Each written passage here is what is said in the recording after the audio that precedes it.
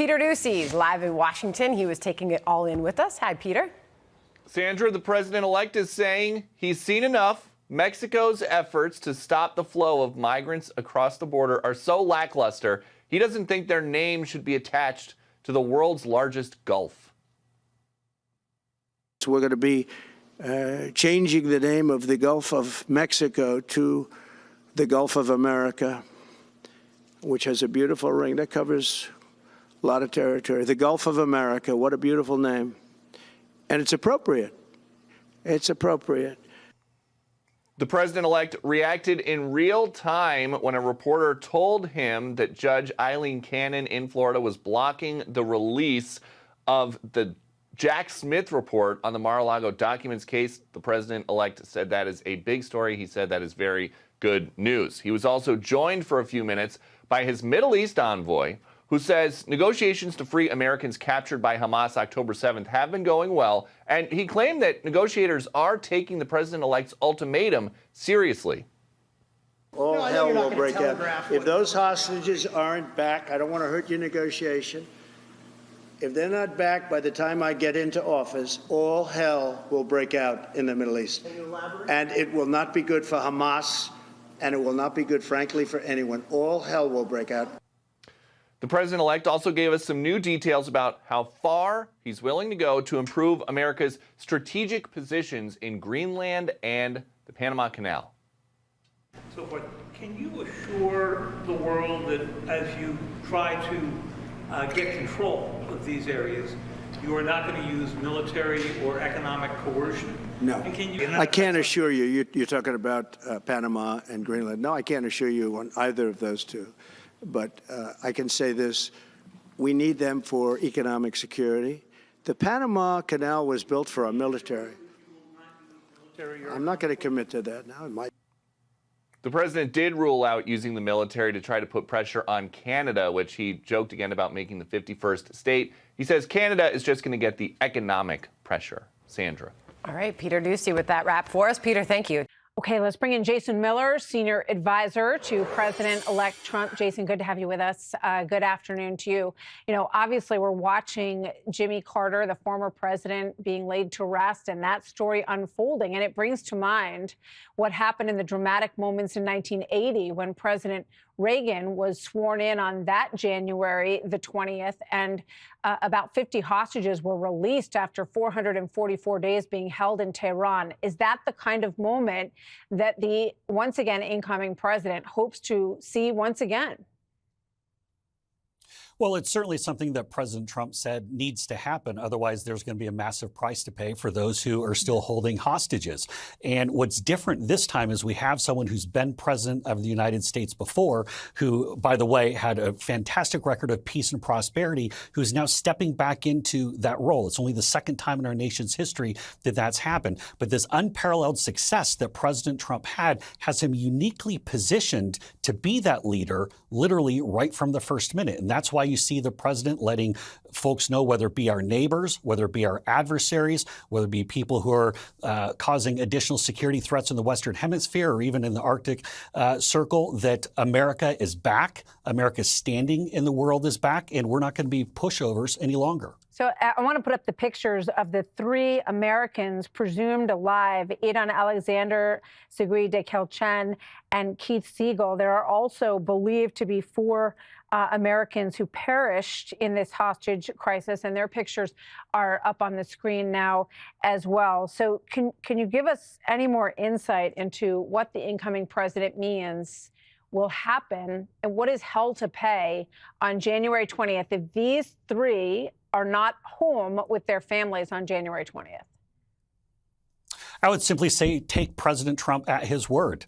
And this is something that at the beginning of this administration, President Trump is reestablishing the real set of deterrence factors that will stop tragedies like this from happening in the future. And quite frankly, after Afghanistan, we saw the entire world look at Joe Biden and say the United States is going to be one big pushover. And once you lose that deterrence, you can't get it back. But President Trump is making it very clear that, hey, we're going to go back to the policies of having a safe and secure and peaceful and prosperous Middle East. We had no new wars under President Trump. We had no Russian invasion of Ukraine. This is how we're going to bring peace and prosperity back to the world. And it starts with a strong White House and a strong democracy that's being led by a real leader like President Trump. So he talked about Greenland, and I don't think this is an issue that was front of mind for most Americans through the course of the election, but he put a lot of focus on this. And in fact, he said that he would not stop short of considering U.S. military involvement in order to take Greenland and make it part of the national security plan for the United States. Here's what he said. Watch.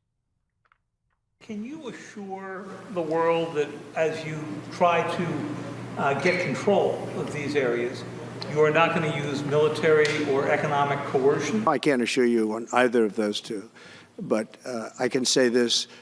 We need them for economic security. The Panama Canal was built for our military. It might be that you'll have to do something. Look, the Panama Canal is vital to our country.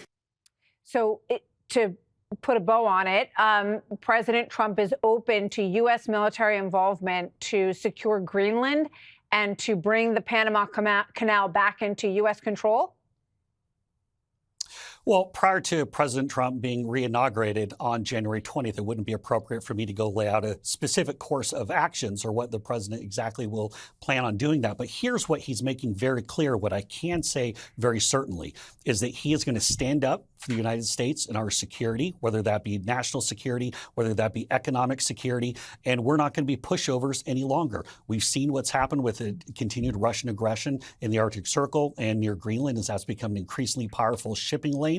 We've seen China expand their influence, whether that be in Central or South America. And right now, this is a massive national security risk that China could effectively just flip a switch and the canal would be shut down. This would cause massive chaos and massive havoc to the United States.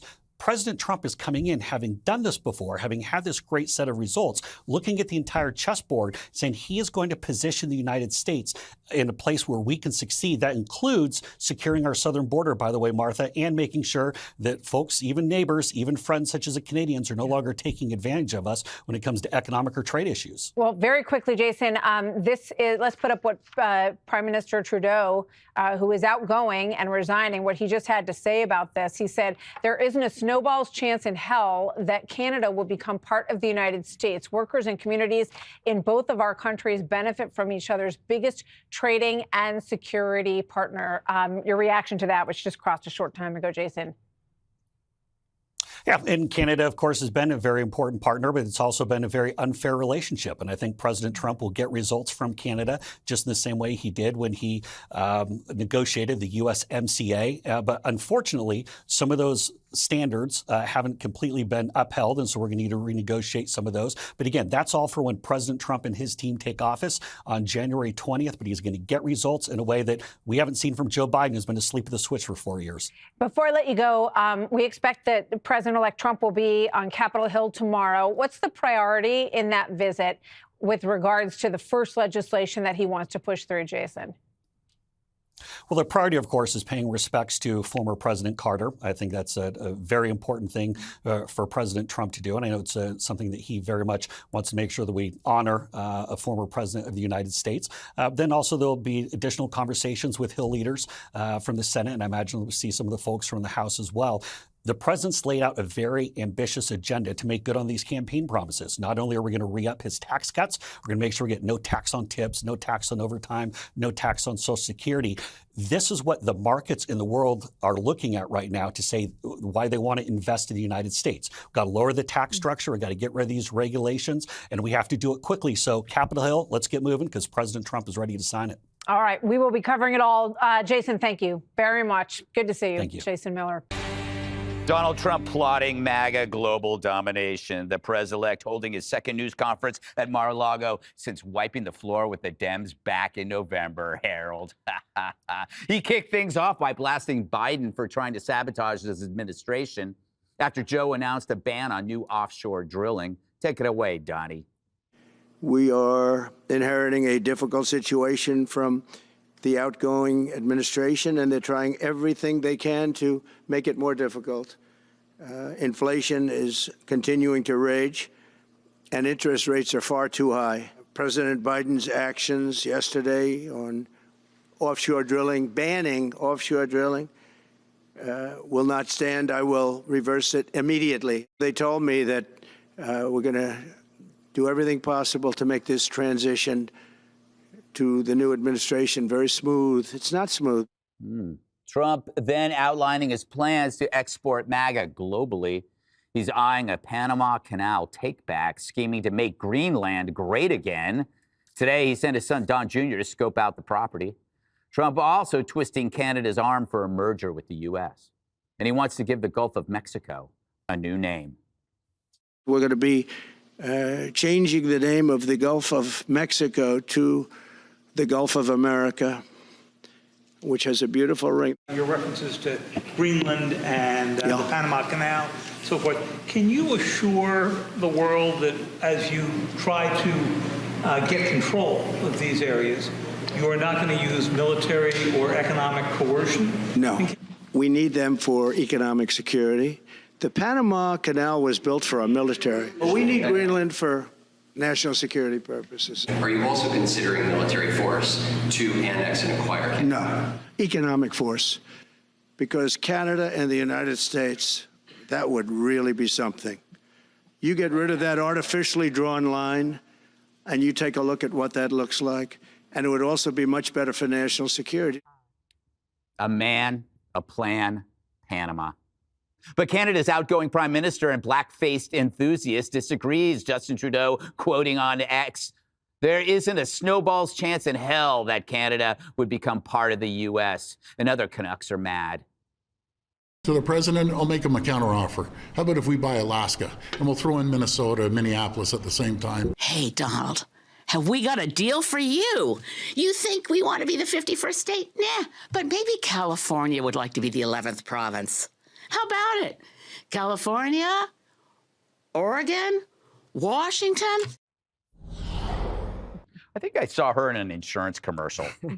So, Jesse, okay, this renaming stuff, it's largely symbolic, but at least he's renaming something on behalf of America. When the Dems rename things, whether it's Columbus Day or schools, it's to reduce America's patriotism. It's like, we can't name it after a president. We can't name it after Christopher Columbus. We have to denigrate America. He's saying, Gulf of Mexico? Nah. Gulf of America. And how are you going to disagree with that? Yeah. You can't. So you're going to come out against America? What are you, for the Mexicans?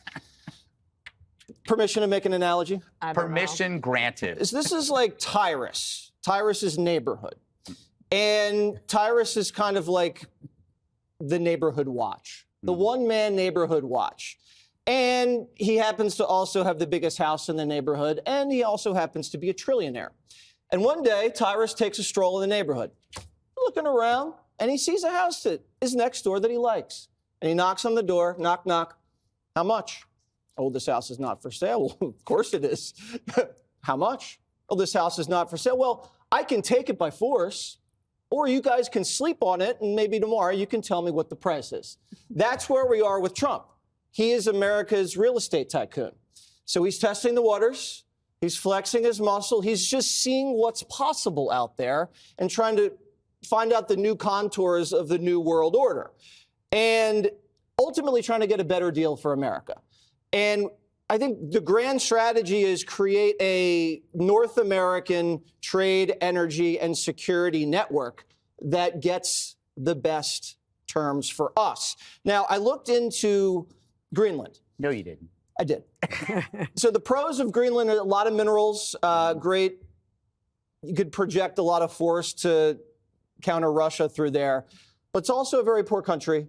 And we basically do whatever we want there anyway, and it would really piss off Denmark and all of Scandinavia, and they would ruin our access to the North Sea and the Baltic. See, I did study, Greg. And then in terms of Panama, yes, I definitely think they need to reduce the transit rates because we're getting ripped off every time we sail through there. But I don't want to occupy that stupid country. It's run by cartels. That'd be a mess. Canada. At first I wanted it. And I tried to divide it into 2 states. And then I realized we'd be adding Montana, basically, for the Republicans, and electorally like a Texas for the Democrats. And I don't like that. But the fact that they don't want us to take them over makes me want to invade. I want to quench my imperialist thirst. And good for you. You know, Harold, Donald Trump was talking about the transition, and he's right. It's as disturbing as Rachel Levine's. Here you have, it's such a contrast because I've never seen this kind of overlap before in a transition where you have this competent president who's doing things, you know, that the voters ask, and then this kind of cardboard construct that is Joe Biden basically crapping on what's left of the country, kind of like an ex. You know, Biden's like a bitter ex that's taking all of your belongings and throwing them out on the lawn because you dumped her. Isn't that true, Harold? It's good to be with you. I was looking forward to an in your face, but I'll wait to the end of the show. I think a couple of things. It's good to be around the table. Welcome, Rosenda. I think it's going to be, it's a couple of things. First, I think the president, I try to view this in its most favorable light because I think this is strange what he's doing. But I think in the most favorable light, as he's talking about the Gulf of America or talking about Canada and Greenland, I want to think he's trying to send a message to President Xi saying, look, if you're talking about Taiwan to the Russians, if you're going to invade Ukraine, then we can do this perhaps by using economic sanctions. I think that the other way to look at it, which I think some people will, people who are versed in foreign policy will say, it's almost the equivalent in some ways of saying if you're going to cross, when the president said there's an artificial line separating us and Canada, it sounds a lot like what Putin talked about with Ukraine. Can you imagine if the Chinese said, Lower Manhattan is Chinatown, so we'll just annex that because there are a lot of Chinese there and they speak our language there, or in Little Italy. We're going to take Italians, we're going to take Little Italy because there are a lot of Italian. It's silly.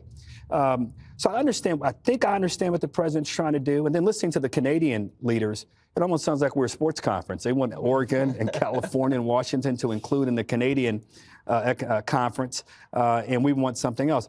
I'm looking forward. I saw Jerry Baker on one of the shows earlier who said, look, I'm looking forward to the president getting to the governing phase.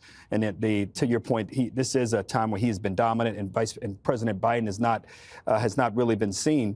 I'm looking forward to him having to govern and really having to get more serious because I think this notion of taking or buying Greenland from Denmark when Denmark says no, or annexing Canada, again, I get the most favorable light part of it, but we've got serious issues here, and I'm looking forward to, and I'm rooting for the president to deal with the serious issues in a successful way. Well said, whatever that was. So, Roseanne, what I love about this whole situation is that Trump could just bring something up and say, well, let's just see what happens. Can we buy this? How much does that cost? And people laugh, but then you go, wait a minute, it's actually happening. Well, it actually is not the first time this has happened. They're calling the president-elect bananas and crazy for coming up with this idea. But by the way, this is not the first time that America's tried to buy Greenland. Back in 1867, Democratic President Harry Truman tried to buy Greenland for $100 million, which would be about a bill in our day and age, $1 billion. Didn't happen. Obviously, still very important. And as you mentioned, Jesse, has a lot of minerals. Very important for our country. I think the president may be onto something.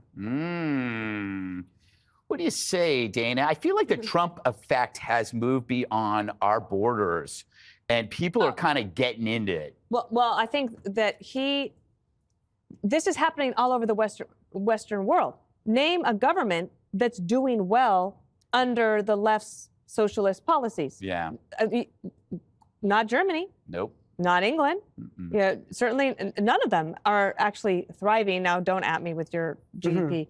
But Trump has the wind at his back, and he won. And look at Trudeau. If you look at the GDP for Trudeau and America, it has separated. Like, there's no wonder he has sunk like a stone when it comes to his popularity. The other thing I would think about is Richard Nixon. They said he had that madman theory, and this is sort of this as well.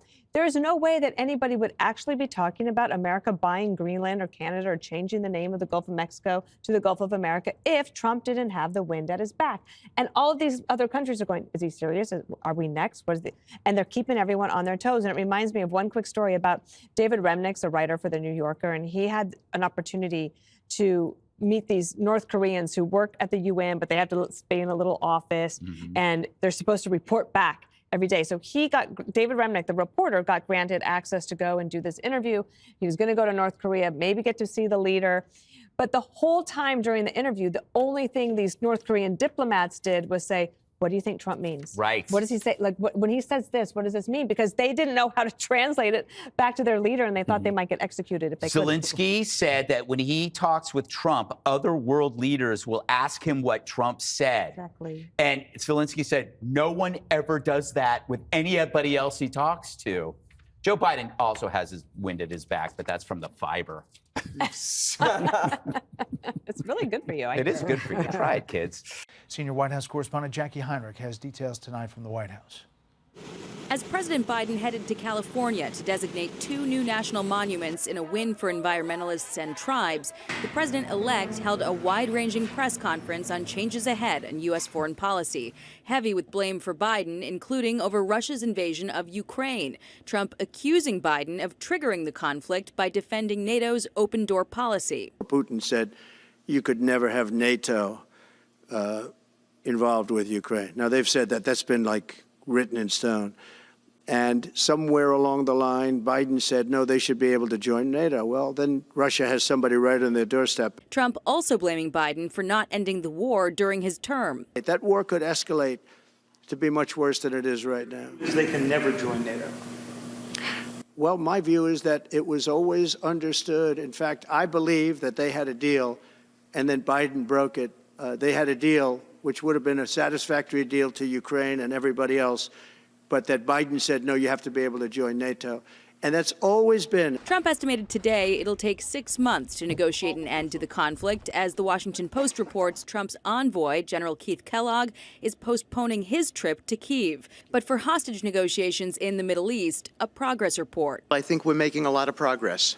And I don't want to say too much because I think they're doing a really good job back in Doha. Prompted, Witkoff says, by Trump's threat. Do I have to define it for you? Look, all hell will break out. Do you think they're waiting for President Trump to take office? No, I think they heard him loud and clear. Better get done by the inaugural. U.S. government policy has supported Ukraine's eventual membership in NATO since the Bush administration, and Trump also endorsed that position as president in 2018 in the joint NATO declaration.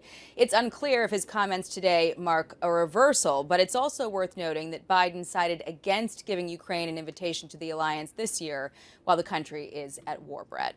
Jackie Heinrich live on the North Lawn. Jackie, thanks. Okay, let's bring in our panel early tonight. Former Republican National Committee Communications Director Douglas High, Matt Bennett, former Deputy Assistant to the President for Intergovernmental Affairs under Bill Clinton and co-founder of Third Way, and Amy Walter, publisher and editor-in-chief of the Cook Political Report.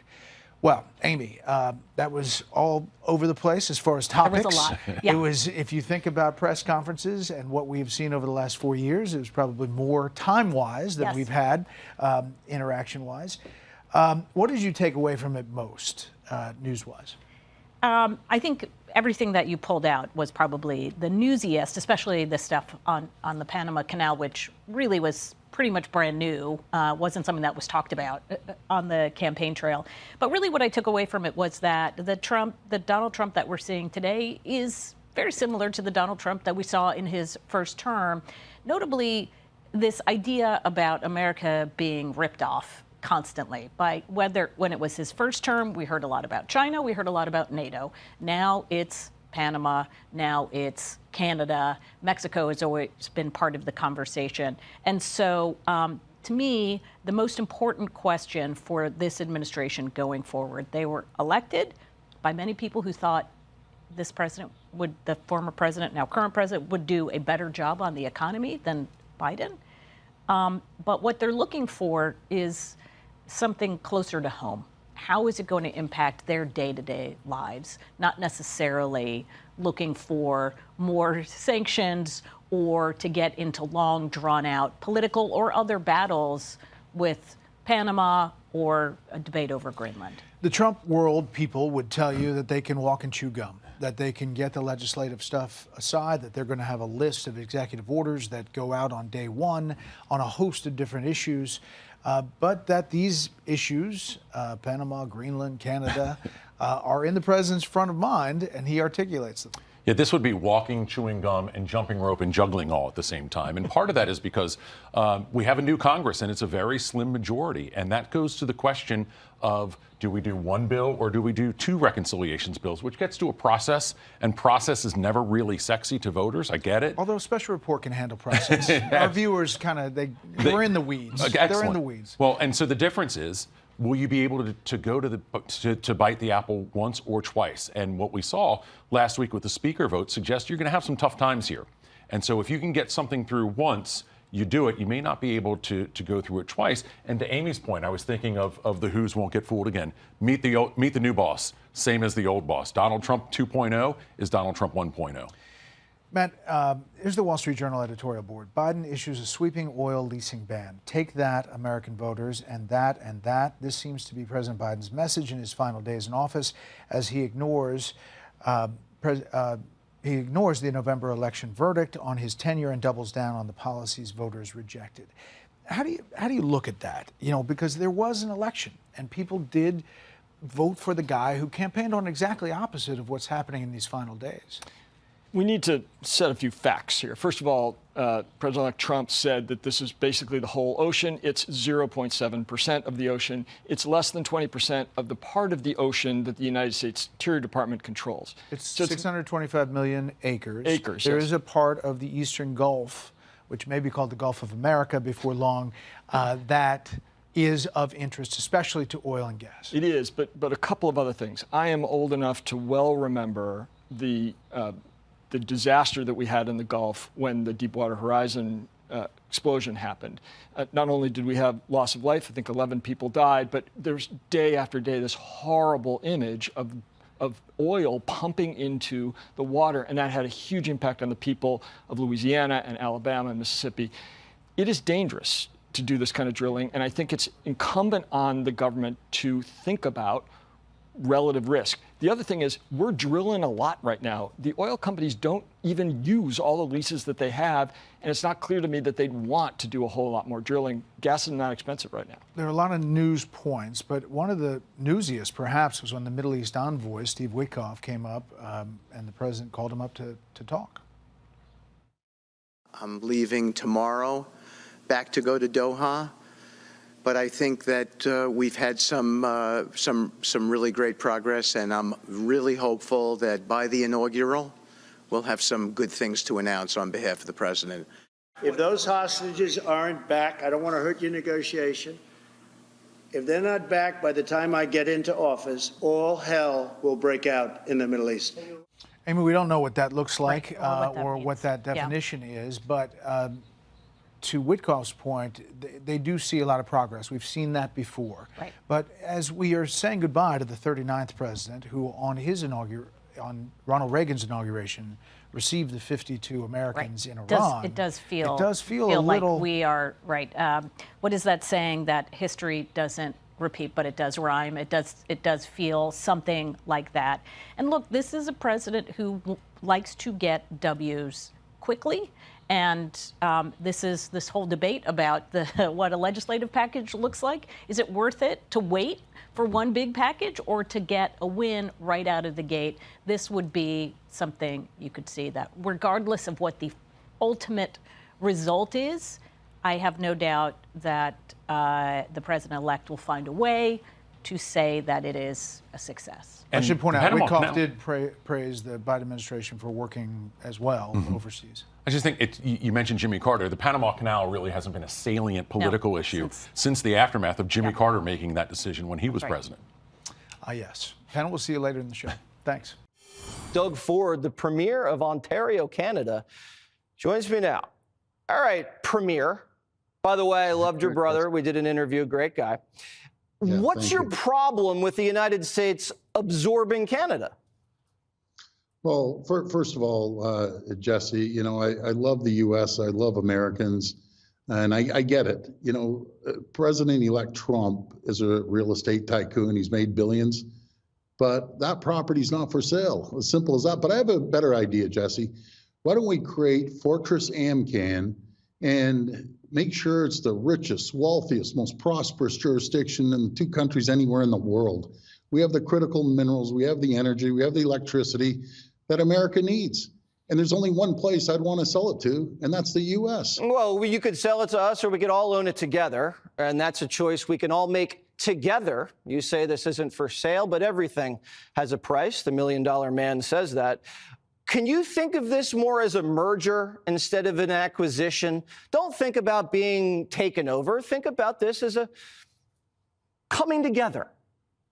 Yeah, we can come together on a great trade deal. We're two greatest countries in the world. Do you know what the problem is? I've lived 20 years in the U.S. Matter of fact, I spent a lot of time in Philly, where you did, for 7 years, and in Chicago. There's not one American that I speak to out there, Jesse, that has a problem with Canada. Do you know what the problem is? China's the problem. China is shipping in cheap parts into Mexico, and then Mexico slapping a Made in Mexico sticker on, shipping it up through the U.S. and Canada, costing American and Canadian jobs. Like, Mexico has to make a choice, Jesse. I get it. They're either with Beijing or Washington. No, I get it. I get it. You say that Americans don't have a problem with Canadians, and we don't. But it seems like you have a problem with us. Because if I were a citizen of another country and I was a neighbor of the United States, I would consider it a privilege to be taken over by the United States of America. That's what everybody else in the world wants, American citizenship. For some reason, that's repellent to you Canadians. And I find that personally offensive, Premier. Well, you know something, Jesse? We're proud Canadians, just like there's proud Americans. And if we join together and take on the world with a great trade deal between us, I think that'd be fabulous. No one could stop us. Well, that's the point, because Trump says we're paying to protect Canada a lot, but Canada's ripping America off on trade. So why don't we just redraw the map to make it fair? So we're the largest trading partner in the world, 1.3 trillion. So the only area that we have a little upper hand is Mexico has you Mexico. beat, but you're a close second. Go ahead. So we ship down 4.3 million barrels a day down to the U.S. Ontario is the third largest trading partner in the world, with $500 billion of two-way trade split down the middle. Jesse, 9 million Americans wake up every single morning to produce products for Ontario alone. I love the Americans, and I look forward to working with the new administration. All right, so this might just have to be a hostile takeover. Let's move on. I see we are going to agree to disagree. Want to go halvesies on Greenland? No, we're good. You know, I hope Don Jr. is wearing those winter woolies, keeping warm over there. All right, very much appreciated you joining Jesse Watters Prime Time. We'll do this again soon. Maybe Jesse. next time we'll be brethren. We'll see how it shakes out. You have a lot of fans in Canada, Jesse. Take care, my friend. We love the Canadians. Thank you so much. Hey, Sean Hannity here. Hey, click here to subscribe to Fox News YouTube page and catch our hottest interviews and most compelling analysis. You will not get it anywhere else.